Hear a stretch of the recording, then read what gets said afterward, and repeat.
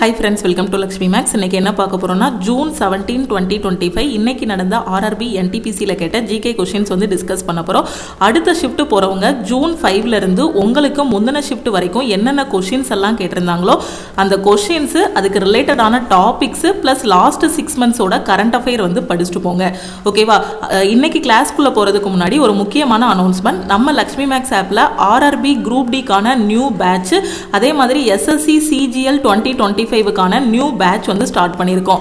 இந்த 2 எக்ஸாமுக்குமே நான் அப்ளை பண்ணியிருக்கேன் மேம். இதுக்காக இப்போ இருந்து நான் ப்ரிப்பரேஷன் ஸ்டார்ட் பண்ண போகிறேன். எனக்கு ஒரு பெஸ்ட்டான ஆன்லைன் கிளாஸ் வேணும்னு நினைக்கிற ஸ்டூடெண்ட்டு நம்ம லக்ஷ்மி மேக்ஸ் ஆப்பில் இருக்க ஆல் இன் ஒன் கோர்ஸில் ஜாயின் பண்ணிக்கோங்க. இந்த கோர்ஸில் தான் உங்களுக்கு குரூப் டிக்கான நியூ பேட்ச், சிஜிஎலுக்கான நியூ பேட்ச் வந்து ஸ்டார்ட் பண்ணியிருக்கோம். ஸோ இதில் எவ்ரி வீக் என்னென்ன படிக்கணுங்கிறதுக்கான சிலபஸ், கிளாஸஸ் எல்லாமே கொடுத்துருவோம். ஒவ்வொரு வாரமும் சாட்டர்டே டெஸ்ட் இருக்கும். இதோட ஃபீஸ் வந்து 1999. உங்களுக்கு லைஃப் டைம் வேலிடிட்டி இருக்கும். அதே இது 1 இயர் வேலிடிட்டியில் ஆல் இன் ஒன் கோர்ஸில் ஜாயின் பண்ணக்கூடிய ஸ்டூடெண்ட் 1499 பே பண்ணி ஜாயின் பண்ணிக்கலாம். ஓகே, ஸோ இந்த பேட்சஸில் ஜாயின் பண்ணுற ஸ்டூடெண்ட் இந்த நம்பரை லக்ஷ்மி மேக்ஸ்ன்னு சேவ் பண்ணிவிட்டு இந்த நம்பருக்கு ஐ வாண்ட் ஆல் இன் ஒன்னு மெசேஜ் பண்ணிங்கன்னா டீமில் இருந்து காண்டாக்ட் பண்ணிவிட்டு ஜிபே நம்பர் இல்லை அக்கௌண்ட் நம்பர் கொடுப்பாங்க. அதுக்கு நீங்கள் லைஃப் டைம் வேலிடிட்டியில் ஜாயின் பண்ணால் 1999 பே பண்ணுங்கள். 1 இயர் வேலிடிட்டியில் ஜாயின் பண்ணால் 1499 பே பண்ணி ஜாயின் பண்ணிக்கலாம். அதே மாதிரி RRB NTPC under graduate exam வந்து நெக்ஸ்ட் மந்த் நாம வந்து எக்ஸ்பெக்ட் பண்ணலாம். அதுக்கு எனக்கு டெஸ்ட் பேட்ச் வேணும், குரூப் டிக்கு டெஸ்ட் பேட்ச் வேணும், கரண்ட் அஃபேருக்கான பிடிஎஃப் கோர்ஸ் வேணுங்கிற student test batch and current அஃபேருக்கான பிடிஎஃப் கோர்ஸ்லையும் நம்ம லக்ஷ்மி மேக்ஸ் ஆப்பில் ஜாயின் பண்ணிக்கலாம். So test batch and current அஃபேருக்கான ஃபீஸ் பார்த்தீங்க அப்படின்னா 499 இருக்கும். உங்களுக்கு லைஃப் டைம் வேலிடிட்டி இருக்கும். கிளாஸஸ் பற்றின டீடைல்ஸுக்கு இந்த நம்பருக்கு நீங்கள் கால் பண்ணியோ வாட்ஸ்அப் பண்ணியோ கேட்டுக்கலாம். ஓகே, ஃபர்ஸ்ட் கொஸ்டின் பாருங்க. Which bank is known as Bank of Bank? பேங்க்குக்கெல்லாம் பேங்க்னு நம்ம எந்த பேங்க்கை சொல்லுவோம் அப்படின்னு பார்த்தீங்கன்னா ரிசர்வ் பேங்க் ஆஃப் இந்தியா. ஓகேவா? ஆர்பிஐ தான் நம்ம என்ன சொல்லுவோம் அப்படின்னா பேங்க் ஆஃப் பேங்க்ஸ்ன்னு சொல்லுவோம். Okay, RBI. ஓகே, ஸோ இது வந்து எப்போ செட்டப் பண்ணாங்க அப்படின்னா Reserve Bank of India Act 1934 படி ஆர்பிஐ வந்து உருவாக்குனாங்க. ஓகே, ஸோ இது எப்போ நேஷனலைஸ் பண்ணாங்க அப்படின்னு பார்த்தீங்கன்னா ஜனவரி 1, 1949 வந்து நேஷனலைஸ் பண்ணாங்க. ஆர்பிஐயில் மொத்தம் 21 மெம்பர்ஸ் வந்து இருப்பாங்க. Okay, so governor, deputy governor, finance ministry representatives, government nominated directors, so இவங்க எல்லாருமே எதில் இருப்பாங்க அப்படின்னு பார்த்தீங்கன்னா ஆர்பிஐயில் வந்து இருப்பாங்க. ஓகே, ஸோ ஆர்பிஐ வந்து ஃபர்ஸ்ட் எஸ்டாப்ளிஷ் பண்ணும்போது அதோட ஹெட் குவார்ட்டர்ஸ் வந்து பார்த்தீங்கன்னா கொல்கத்தாவில் இருந்துச்சு. அதுக்கப்புறமா அதோட ஹெட் குவார்ட்டர்ஸ் வந்து எங்கே மாற்றினாங்க அப்படின்னு பார்த்தீங்கன்னா மும்பைக்கு மாற்றினாங்க. ஸோ 1937 வந்து அதோட ஹெட் குவார்ட்டர்ஸை வந்து எங்கே மாற்றினாங்க அப்படின்னு பார்த்தீங்கன்னா மும்பைக்கு வந்து ஆர்பிஐயோட ஹெட் குவார்ட்டர்ஸை வந்து மாற்றினாங்க. ஓகேவா? ஸோ அடுத்த கொஸ்டின் பாருங்க. Which Mughal emperor also known as Zinda Pir? இது நம்ம ஆல் இன் ஒன் கோர்ஸில் ஹிஸ்ட்ரி கிளாஸில் உங்களுக்கு வந்து நான் சொல்லி கொடுத்துருக்கேன். அதே மாதிரி நம்ம என்டிபிசியோட டெஸ்ட் பேட்ச்லையும் இந்த கொஸ்டின் வந்து கொடுத்துருக்கோம். ஓகே, ஜிந்தாபீர் அல்லது வாழும் புனிதர் என்று அழைக்கப்படும் முகாலாய பேரரசர் யாருன்னு கேட்டிருக்காங்க. லிவிங் செயின்ட் அப்படி இல்லைன்னா ஜிந்தாபீர் என அழைக்கப்படுபவர் யாரு அப்படின்னு பார்த்தீங்கன்னா அவுரங்கசீப். ஓகே, ரொம்ப முக்கியமான கொஸ்டின். இன்னைக்கு நடந்த என்டிபிசி எக்ஸாம்லையும் கேட்டிருக்காங்க. அடுத்த கொஸ்டின் பாருங்க.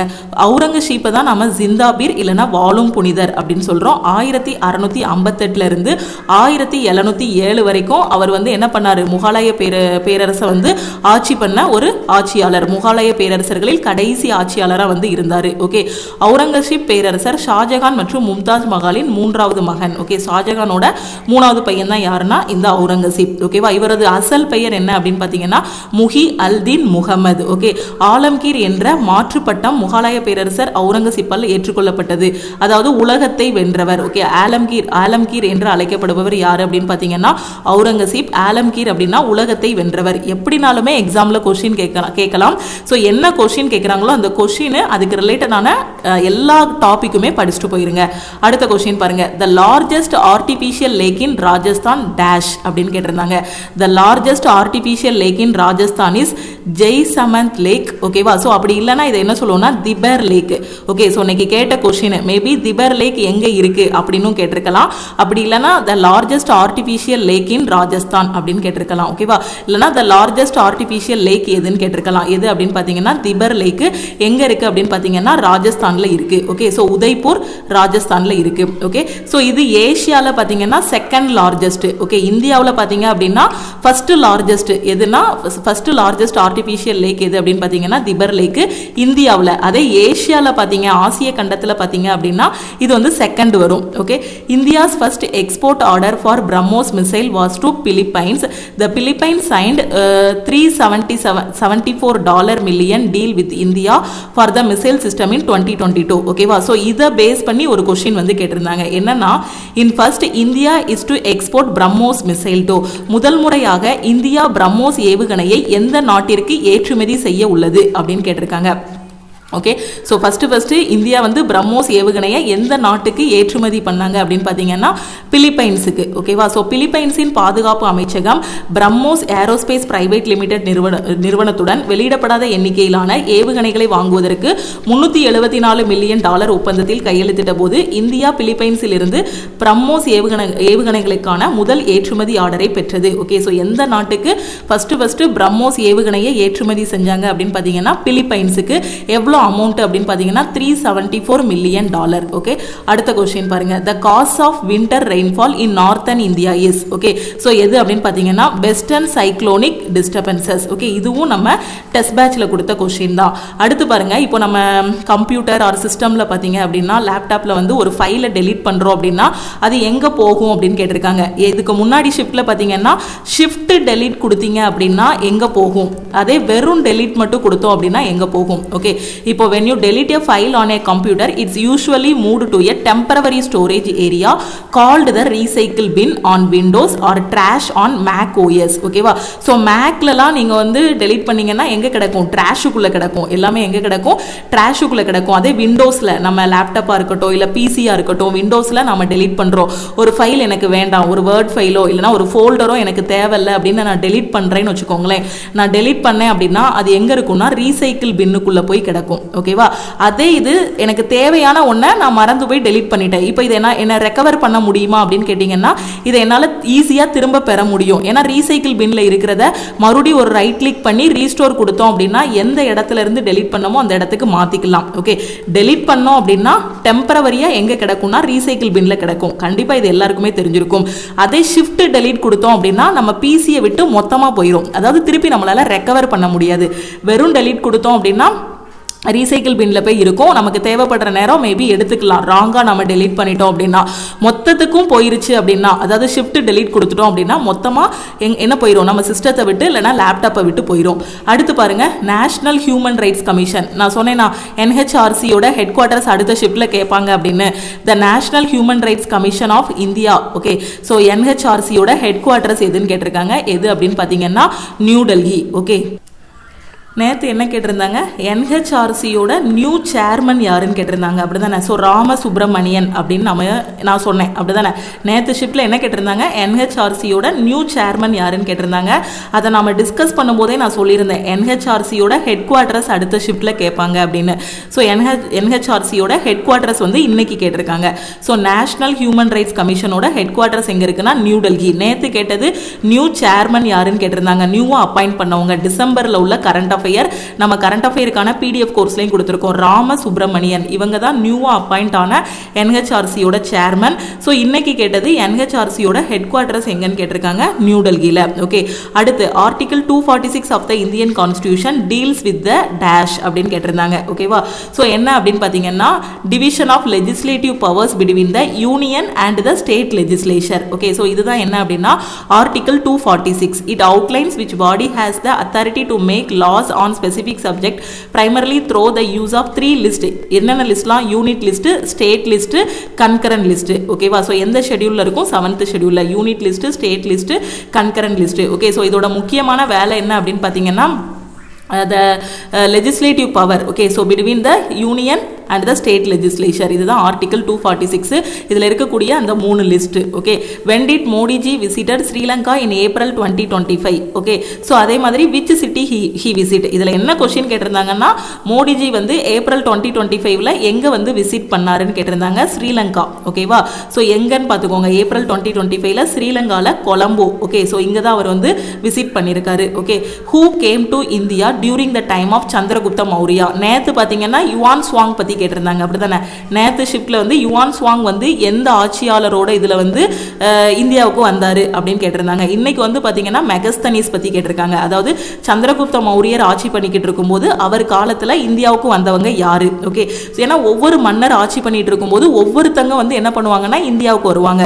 சந்திரகுப்த மௌரியர் காலத்தில் இந்தியாவுக்கு வந்தவர் யாரு அப்படின்னு பாத்தீங்கன்னா மெகஸ்தனிஸ். ஓகே, அவர் எழுதின ரொம்ப ஃபேமஸான ஒரு புக் என்ன அப்படின்னு பாத்தீங்கன்னா இண்டிகா. ஓகே, இது எல்லாமே உங்களுக்கு நான் ஆல் இன் ஒன் கோர்ஸ்ல வந்து சொல்லி கொடுத்துருக்கேன். நீங்க ஆல்ரெடி இப்பதான் அண்டர் கிராஜுவேட் எக்ஸாமுக்கு படிக்கிறீங்க, குரூப் டிக்கு இப்பதான் படிக்க ஆரம்பிச்சிருக்கீங்க அப்படின்னா நம்மளோட ஆல் இன் ஒன் கோர்ஸ்ல ஜாயின் பண்ணிக்கோங்க. ஸோ இன்னைக்கு நம்ம ஆல் இன் ஒன் கோர்ஸ்ல இருந்து அதே மாதிரி நம்ம கரண்ட் அஃபேருக்கான பிடிஎஃப் கோர்ஸையும் ஃபாலோ பண்ணி என்டிபிசிக்கான டெஸ்ட்டும் ரிப்பீட்டடா எடுத்த ஸ்டூடெண்ட் பாத்தீங்கன்னா ஒரு 85க்கு மேல இந்த சிபிடி 1ல வந்து அட்டன் பண்ணியிருக்காங்க. அதனால தான் உங்களுக்கு ஸ்டார்டிங்ல இருந்தே முக்கியமானது எல்லாமே கொடுத்து படிக்க வச்சுட்டு இருந்தோம். இதுவும் பார்த்தீங்கன்னா ஆல் இன் ஒன் கோர்ஸ்லையும் டீச் பண்ணியிருக்கோம், நம்ம டெஸ்ட் பேட்ச்லையும் கொடுத்த கொஸ்டின் தான். ஓகே, ஸோ அப்போது சந்திரகுப்த மௌரியர் காலத்தில் இந்தியாவுக்கு வந்தவர் யார் அப்படின்னா மெகஸ்தனிஸ். அவர் எழுதின புக் எது அப்படின்னு பார்த்தீங்கன்னா இண்டிகா. ஓகே, மெகஸ்தனிஸ் வந்து யாரோட தூதராக வருவார் இந்தியாவுக்கு அப்படின்னு பார்த்தீங்கன்னா செலுக்கஸ் நிகேட்டர். ஓகேவா, செலுக்கஸ் 1 நிகேட்டரோட கிரேக்க தூதராக வந்து இவர் வருவார். மெகஸ்தனிஸ் வந்து சந்திரகுப்த மௌரியரோட அரசவைக்கு செலுக்கஸ் 1 நிகேட்டரோட தூதராக வந்து வருவார். அதே மாதிரி நேற்று கேட்டது பார்த்தீங்கன்னா யுவான் சுவாங். ஓகேவா, ஸோ இந்த யுவான் சுவாங் இருக்கார் இல்லையா, இவர் வந்து எப்போ வருவார்னா ஹர்ஷ்வர்தனா வந்து ஆட்சி பண்ணிக்கிட்டு இருக்கும்போது வருவார். இவர் எங்கேருந்து வருவார் அப்படின்னு பார்த்தீங்கன்னா சைனாலேருந்து வருவார். இந்த யுவான் சுவாங்கிறவர் பார்த்தீங்கன்னா சைனீஸ் டிராவலர். ஓகே, ஸோ இந்த மாதிரி ஒவ்வொரு மன்னரோட ஆட்சியில் யாரெல்லாம் வருவாங்க இது எல்லாமே நம்ம ஆல்ரெடி டிஸ்கஸ் பண்ணது தான் ஆல் இன் ஒன் கோர்ஸில். அப்துல் ரசாக் பார்த்தீங்க அப்படின்னா பெர்சியாவிலேருந்து வருவார். எப்போன்னா Devaraya 2 of Vijayanagar. Okay, so இந்த விஜயநகர ஆட்சியாளர் தேவராயா 2வோட ஆட்சி காலத்தில் யார் வருவாங்கன்னா இந்த அப்துல் ரசாக் வந்து வருவார். அடுத்து கேப்டன் வில்லியம் ஹாக்கின்ஸ் பார்த்தீங்க அப்படின்னா ஜஹாங்கீரோட பீரியடில் வந்து இந்தியாவுக்கு வருவார். அந்த வருஷம் எப்போ யார் ஆட்சி பண்ணிக்கிட்டு இருந்தாங்க, யார் வெளியிலேருந்து உள்ளே வந்தாங்க இதை வந்து பார்த்துக்கணும். ஓகே, ஹுவான் சுவாங் கூடிய ஒரு சீன பயணி பார்த்தீங்கன்னா இந்தியாவுக்கு வருவார். அப்படி தானே ஹர்ஷவர்தனோட ஆட்சியின் போது இந்தியாவுக்கு வருவார். அதே மாதிரி அப்துல் ரசாக் பார்த்தீங்க அப்படின்னா பெர்சியாவிலேருந்து வருவார். அப்படி தானே, ஸோ யாரோட ஆட்சியில் 2ஆம் தேவராயரோட ஆட்சியின் போது.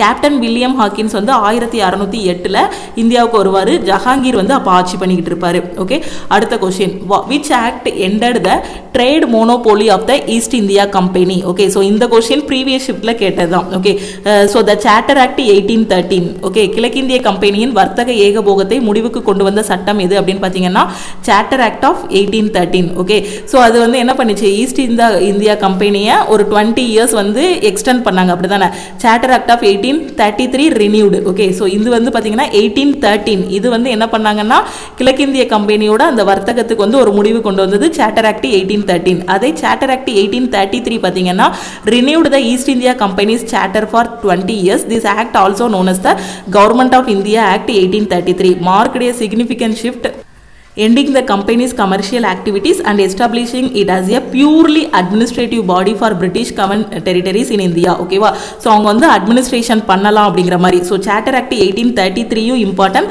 அதே மாதிரி 1813ம் இம்பார்ட்டன்ட். ஓகேவா, ஸோ ரெண்டுமே நீங்கள் படிச்சுக்கணும். மேபி இன்னைக்கு 1813 கேட்டிருக்கலாம், அப்படி இல்லைனா 1833யும் கேட்டுக்கலாம். அவங்களோட இதை வந்து எத்தனை வருஷம் எக்ஸ்டெண்ட் பண்ணாங்க அப்படியும் கேட்டிருக்கலாம். Okay, so 20 years. அடுத்து 1833ஆம் ஆண்டு சாசன சட்டம் கிழக்கிந்திய கம்பெனியின் சாசனத்தை 20 ஆண்டுகளுக்கு புதுப்பித்தது. ஓகே, 20 இயர்ஸ்க்கு வந்து எக்ஸ்டெண்ட் பண்ணாங்க, நாங்க இன்னும் வணிகம் பண்ணிக்கிறோம் அப்படிங்கிற மாதிரி. இந்திய அரசு சட்டம் 1833 அப்படின்னு இதை சொல்றாங்க. 1803 சாசன சட்டத்தை இந்திய அரசு சட்டம் 1833 அப்படின்னு சொல்றாங்க. ஸோ நிறுவனத்தின் வணிக நடவடிக்கைகளை முடிவுக்கு கொண்டு வந்து இந்தியாவில் பிரிட்டிஷ் ஆளுகைக்கு உட்பட்ட பிரதேசங்களுக்கு முற்றிலும் நிர்வாக அமைப்பாக அது வந்து என்னாச்சு, மாறிச்சு. ஓகேவா, who among the following assassinated sir William Hutt Curzon Wyllie in London? யார் அப்படின்னு பார்த்தீங்கன்னா மதன்லால் திங்ரா. ஓகேவா, ஸோ அந்த வில்லியம் ஹட் கர்சன் வைலி அவரை வந்து அசாசினேட் பண்ணவர் யாரு அப்படின்னு கேட்டிருக்காங்க. கொலை பண்ணவங்க யாரு? ஓகே, அசாசினேட்னா சதி செய்து கொலை பண்றது. ஓகே, ஸோ யாருன்னா Madanlal Dhingra. which is the hottest planet of our solar system னு கேட்டிருக்காங்க. நம்ம சூரிய குடும்பத்தில் மிக வெப்பமான கிரகம் எது அப்படின்னு பார்த்தீங்கன்னா வீனஸ், வெள்ளி. ஓகேவா, ஸோ சூரிய குடும்பத்தில் இருக்கக்கூடிய மிகப்பெரிய கிரகம் எது அப்படின்னு பார்த்தீங்கன்னா வியாழன் கோள். ஓகே, ஸோ வியாழன்னா இது நம்ம சூரியன்லேருந்து எத்தனாவது இடத்துல இருக்கும், 5வது இடத்துல இருக்கும். இது ஒரு பெரிய வாயு கோள். ஓகே, பூமி வந்து நமக்கே தெரியும் உயிரினங்கள் வாழ்வதற்கேற்ற ஒரு கிரகம் தான் என்னது, பூமி. ஓகே, ஸோ 4.5 பில்லியன் ஆண்டுகளுக்கு முன்னாடி உருவானது தான் இது அப்படின்னு பார்த்தீங்கன்னா நம்ம பூமி.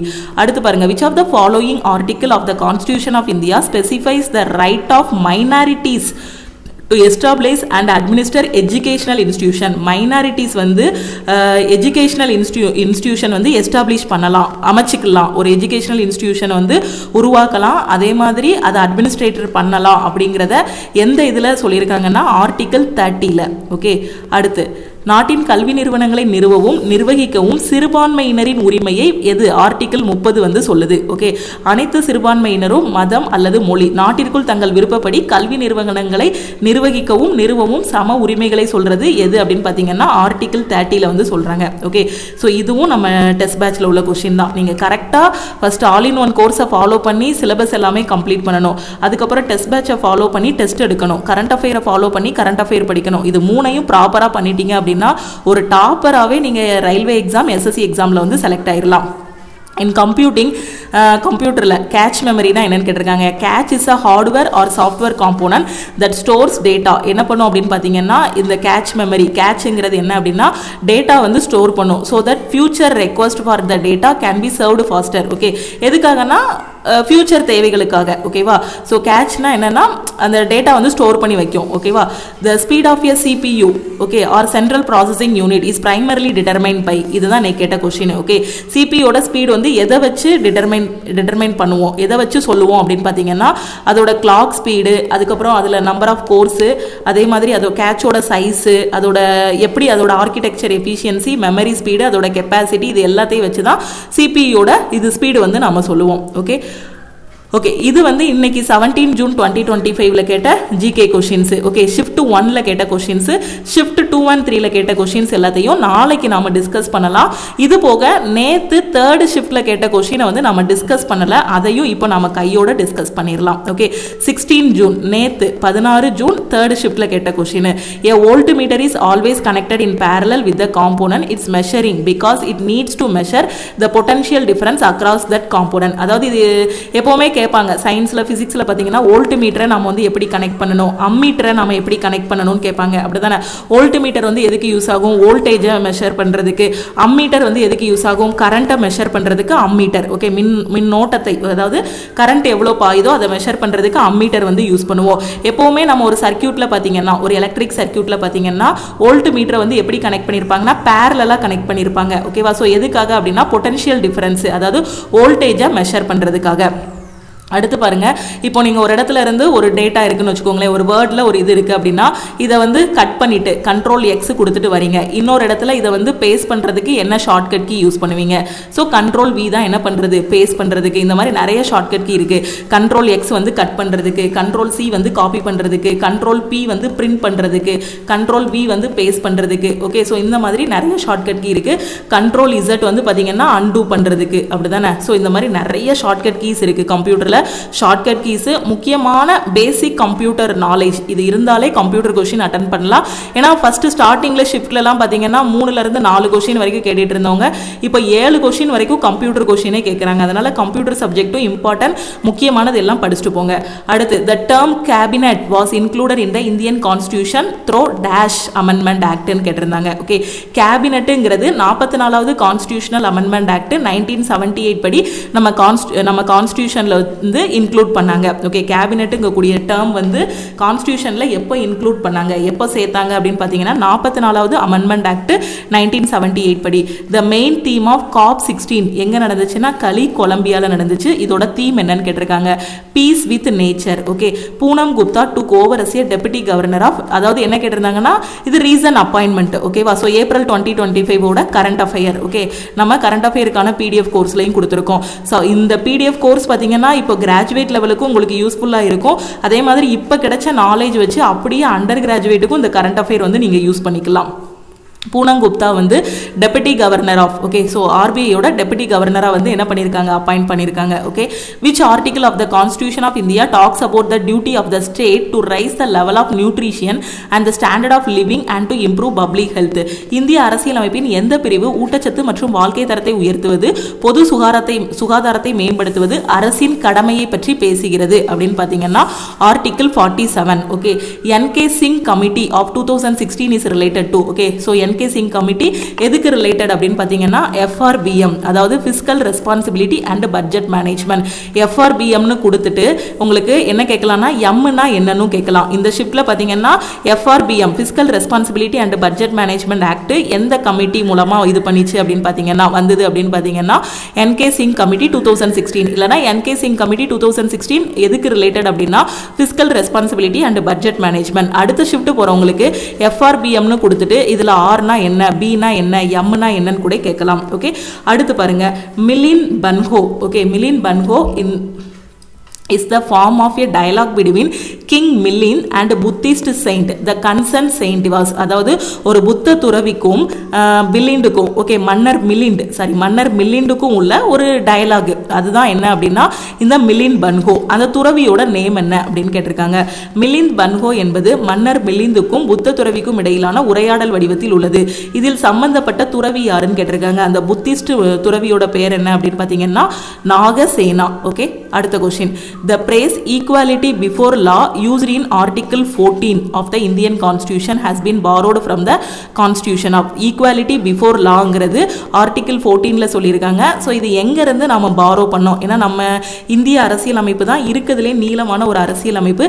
ஏன்னா ஒவ்வொரு இதுவும் நம்ம ஒவ்வொரு கண்ட்ரிலேருந்து பாரோ பண்ணியிருப்போம். ஐரிஷ்லேருந்து, யூஎஸ்லேருந்து, அப்படி ஒவ்வொரு இடத்துல இருந்தும் நம்ம பாரோ பண்ணியிருப்போம். இதில் ஈக்குவாலிட்டி பிஃபோர் லாங்கிறது Article 14ல சொல்லியிருக்கோம். இது எங்கேருந்து பாரோ பண்ணது அப்படின்னு பார்த்தீங்கன்னா பிரிட்டன்ல இருந்து பாரோ பண்ணது. ஓகே, சோ இது வந்து 16 ஜூன் எஸ்டர்டேயோட தேர்ட் ஷிஃப்டோட क्वेश्चन. இதுக்கு முன்னாடி நாம டிஸ்கஸ் பண்ணது தான் 17 ஜூன்ல உள்ள क्वेश्चन. ஓகே, அடுத்தடுத்து நடந்து முடிஞ்ச ஷிஃப்டோட क्वेश्चंस நல்லா படிச்சிட்டு அதுக்கு ரிலேட்டடான டாபிக்ஸ் லாஸ்ட் 6 மந்த்ஸோட கரண்ட் அஃபேர் வந்து படிச்சுட்டு போங்க. ஓகேவா? அதே மாதிரி குரூப் டிக்கு இப்பதான் மேம் நான் ப்ரிப்பரேஷன் ஸ்டார்ட் பண்ணியிருக்கேன். என்டிபிசிக்கு அண்டர் கிராஜுவேட்டுக்கு இப்பதான் ப்ரிப்பரேஷன் ஸ்டார்ட் பண்ணியிருக்கேன். எஸ்எஸ்சி சிஜிஎல் 2025க்கு படிச்சிட்டு இருக்கேன். எனக்கு ஒரு பெஸ்ட்டான ஆன்லைன் கிளாஸ் வேணுங்கிற ஸ்டூடெண்ட் நம்ம ஆல் இன் ஒன் கோர்ஸில் ஜாயின் பண்ணிட்டு ப்ரிப்பரேஷன் ஸ்டார்ட் பண்ணுங்க. சிஜிஎலுக்கு டைம் ரொம்ப கம்மியாக இருக்குது. 60 டேஸ் கூட கையில் இல்லை. ஃபர்ஸ்ட் வீக்கோட பிளான் வந்து ஸ்டார்ட் பண்ணியாச்சு. முடிஞ்ச அளவுக்கு குயிக்காக ஜாயின் பண்ணிக்கோங்க. இதில் இருக்கிறத மட்டும் படித்தாலே போதும். வேறு எதுவுமே எக்ஸ்ட்ரா நீங்கள் படிக்க வேண்டாம். எல்லாமே எக்ஸாம் பாயிண்ட் ஆஃப் வியூவில் எடுத்து கொடுத்துருப்போம். உங்கள் வேலை என்ன அப்படின்னு பார்த்தீங்கன்னா படிக்கிறது. ஓகே, ஸோ இதை மட்டும் நீங்கள் கரெக்டாக பண்ணிட்டீங்க அப்படின்னா ஈஸியாக எக்ஸாம் வந்து கிளியர் பண்ணிடலாம். ஓகேவா? ஸோ இந்த கிளாஸஸில் ஜாயின் பண்ணக்கூடிய ஸ்டூடெண்ட்டு லக்ஷ்மி மேக்ஸ் டீமுக்கு காண்டாக்ட் பண்ணிக்கோங்க. அது மாதிரி லாஸ்ட் 6 மந்த்ஸோட கரண்ட் அஃபேர் வந்து வேணும். ஏன்னா நம்ம கொடுத்த கரண்ட் அஃபேரோட கொஸ்டின்ஸ் எல்லாமே ரிப்பீட் ஆயிருக்கு. ஓகேவா? அந்த கரண்ட் அஃபேரோட PDF கோர்ஸ் வேணுங்கிற ஸ்டூடெண்ட்டு கரண்ட் அஃபேருக்கான PDF கோர்ஸ்லையும் ஜாயின் பண்ணிக்கோங்க. கிராஜுவேட்டுக்கு மட்டும் இல்லை, அடுத்து வரக்கூடிய அண்டர் கிராஜுவேட்டுக்கும் உங்களுக்கு கரண்ட் அஃபேர் யூஸ்ஃபுல்லாக இருக்கும். குரூப் டிக்கும் யூஸ்ஃபுல்லாக இருக்கும். சிஜிஎலுக்கும் இந்த கரண்ட் அஃபேர் வந்து யூஸ்ஃபுல்லாக இருக்கும். ஸோ சிஏ PDF கோர்ஸில் ஜாயின் பண்ணுற ஸ்டூடெண்ட்டு இந்த நம்பரை லக்ஷ்மி மேக்ஸ்ன்னு சேவ் பண்ணிவிட்டு I want CAன்னு மெசேஜ் பண்ணுங்கள். அதே மாதிரி உங்களுக்கு NTPCயோட டெஸ்ட்டு, குரூப் டியோட டெஸ்ட்டு வேணும்னா இந்த நம்பருக்கு I want டெஸ்ட்டுன்னு மெசேஜ் பண்ணுங்கள். இந்த டெஸ்ட் பேட்சில் டோட்டலாக உங்களுக்கு 1000 டெஸ்ட் வந்து ப்ரொவைட் பண்ணிடுவோம். நெக்ஸ்ட் வீக் ஃப்ரைடே, அதாவது கம்மிங் ஃப்ரைடே போயிட்டு அடுத்த ஃப்ரைடே வருது இல்லையா, அதில் நம்ம SSC CGLக்கான டெஸ்ட் பேட்சும் நம்ம வந்து ஸ்டார்ட் பண்ண போகிறோம். ஓகே, ஃப்ரைடே நம்ம SSC CGLக்கான டெஸ்ட் பேட்ச், நியூ பேட்ச் வந்து ஸ்டார்ட் பண்ண போகிறோம். இப்போ கிளாஸஸ்க்கான பேட்ச் வந்து ஸ்டார்ட் பண்ணியிருக்கோம். ஸோ டெஸ்ட் பேட்ச் சிஜிஎலுக்கும் அகைன் நம்ம வந்து ஸ்டார்ட் பண்ண போகிறோம். ஓகேவா? ஸோ கரெக்டாக ஃபாலோ பண்ணுங்கள். எஸ்எஸ்சியோட சிஜிஎல் கிளாஸ் வேணும், குரூப் டி கிளாஸ் வேணும், ரயில்வேக்கு இப்போ தான் படிக்க ஆரம்பிச்சிருக்கேன், பெஸ்ட்டான ஆன்லைன் கிளாஸ் வேணுங்கிற ஸ்டூடெண்ட்டு ஆல் இன் ஒன் கோர்ஸில் ஜாயின் பண்ணிக்கோங்க. வேறு எதுவுமே எக்ஸ்ட்ரா வேறு எந்த புக்குமே ரெஃபர் பண்ண வேண்டாம். நம்ம கோர்ஸில் என்ன கொடுத்துருக்கோமோ அதை மட்டும் ஃபாலோ பண்ணால் போதுமானது. ஆல் இன் ஒன் ஜாயின் பண்ணால் இந்த நம்பருக்கு I want ஆல் இன் ஒன்னு மெசேஜ் பண்ணுங்கள். டெஸ்ட்டுன்னா I want டெஸ்ட்டு, கரண்ட் அஃபேர்னா I want CAன்னு மெசேஜ் பண்ணுங்கள். ஓகே, ஸோ நீங்கள் மெசேஜ் பண்ணதும் டீமில் இருந்து காண்டாக்ட் பண்ணிவிட்டு ஜிபே நம்பர் இல்லை அக்கௌண்ட் நம்பர் கொடுப்பாங்க. ஆல் இன் ஒன் கோர்ஸுக்கு லைஃப் டைம் வேலிடிட்டினா 1999 பே பண்ணுங்கள். 1 இயர் வேலிடிட்டி மட்டும் எனக்கு போதும், இதுதான் லாஸ்ட் சான்ஸுங்கிற ஸ்டூடெண்ட்டு 1499 பே பண்ணி நீங்கள் ஜாயின் பண்ணிக்கலாம். ஓகே, இப்போ நடந்த எல்லா ஷிஃப்ட்டோட அனாலிசிஸு, கொஷின்ஸோட PDF எல்லாமே நம்ம கரண்ட் அஃபேருக்கான PDF கோர்ஸு, அதே மாதிரி நம்ம NTPCயோட test batch all in one கோர்ஸில் வந்து கொடுத்துருக்கோம். ஆல்ரெடி கோர்ஸில் இருக்க ஸ்டூடெண்ட்ஸ் இந்த PDF டவுன்லோட் பண்ணி படிச்சுக்கலாம். ஓகே, நம்ம டெலகிராம் குரூப், டெலகிராம் சேனலில் இன்னும் ஜாயின் பண்ணல அப்படின்னா டெலகிராம் குரூப் அண்ட் சேனல்லே ஜாயின் பண்ணிக்கோங்க. இன்ஸ்டாகிராம்லையும் லக்ஷ்மி மேக்ஸை ஃபாலோ பண்ணிக்கோங்க. திருப்பியும் நம்ம அடுத்த கிளாஸில் மீட் பண்ணலாம். தேங்க்யூ.